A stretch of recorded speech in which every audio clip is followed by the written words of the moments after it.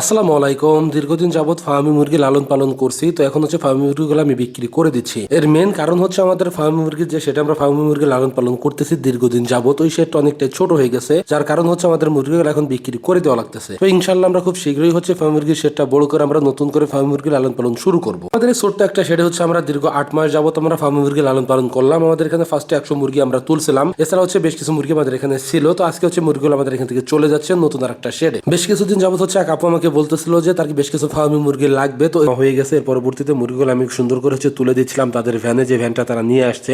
যদিও খাঁচাটা আগেই বললাম যে তারা নিজেরাই হচ্ছে তৈরি করে নিয়ে আসছে। আপা বললো যে 2-3টা খাঁচা আমার তাদের এরকম ভাবে আছে, তারা যে কোন জায়গা থেকে মুরগিগুলো এইভাবে তারা সংগ্রহ করে নেয়। তো মূলত আমি ধরে ধরে ওইভাবেই জানি লাইসোবেট দেওয়া লাগবে এবং কি কি দেওয়া লাগবে, জিনিসগুলো আমি খুব ভালোভাবে জানি। যেহেতু আপা হচ্ছে দীর্ঘদিন যাবত হচ্ছে খামারি, বিষয়গুলো তার খুবই সুন্দরভাবে ওঠে আমাদের লাভ হিসেবে আমরা ধরে নিছি। তো যাই হোক, আজকে আর খুব বেশি একটা কথা বাড়াবো না, আমাদের আজকের ভিডিও এই পর্যন্তই। আল্লাহ তাআলা যেন আমাদের খামার এবং কৃষিতে বরকত দান করেন। ধন্যবাদ সবাইকে। আসসালামু আলাইকুম।